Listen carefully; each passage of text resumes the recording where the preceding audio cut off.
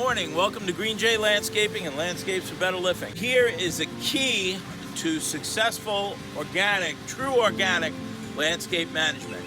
What we have here is we have a project that we're engaged on working with restoring the biology. The biology for many of our stressed landscapes for 25 to as many as 50 years, you had poor landscape practices. When it was designed, some of these trees were put too close together. Some of the trees weren't selected by species appropriately for the site, by the soil conditions, by the sunlight, and many other factors that go into good design, good horticulture design, let alone ecological design, which also factors what kind of environment, what kind of habitat, what kind of life is this landscape going to support.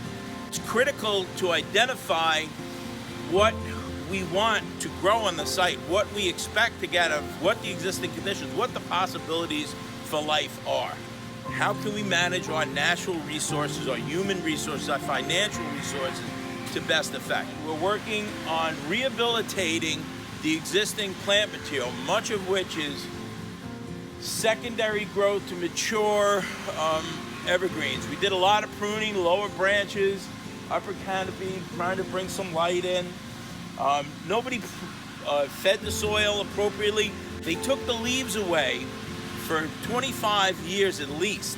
Taking the leaves away alone reduces all the fungal bacteria components that are important and critical to the soil. There's a lot of soil organisms that depend on Mother Nature's leaf matter. The leaf matter decays and it feeds microbes and arthropods and everything in the soil food web lab, the laboratory underground of the soil food web. So to restore that, we are adding our own organic material. What that includes organic plant magic, which is a biostimulant, which has live bacteria, quantum growth, which is very important because this is actually some bacteria, fungi, and organisms, microbes, you can only put into the landscape through a liquid form. Quantum growth is one of those products. So we'll use instant compost tea. We'll use yucca to make the water wetter or to enable the liquid concoction to get down into the root zone. We have BioPack Plus by PHC, which is a great product, which has more inoculants.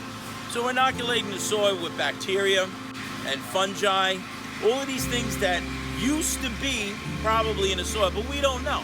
But what we do know is that the plants that we're planting, whether they're, in this case, woodland plants, a lot of natives, we have pulmonaria, we have ivory halo, which is a cultivar, a red twig dogwood, ferns. These are great native plants, and the American holly. All of these plants would do well in shady woodland conditions, providing you have the soil appropriate for that and the biology that creates the symbiotic or subsurface habitat. We're not treating the plants we planted. We're concentrating on treating the plants that were here for many years, that under the past several years have been neglected and they're under stress. So we're going to soil drench this nice cryptomeria, and although it's not a native plant, it's a very attractive addition to the landscape. So just by soaking this, we're going to do a little foliar application on the lower foliage, but basically we're treating the root zone. We add molasses also as a sugar, and the sugar of the molasses increases the microbial populations in the tank. So between the molasses and the sugars and the air that's being pumped continually into the tank mix, we have dehydrated, reconstituted powder of liquid bacteria and fungi. And once we mix that up in the tank and we soil drench it, now we have protected the soil with mulch, and we're really cultivating a better biology. If you like what you've seen, check out our website, greenjaylandscaping.com.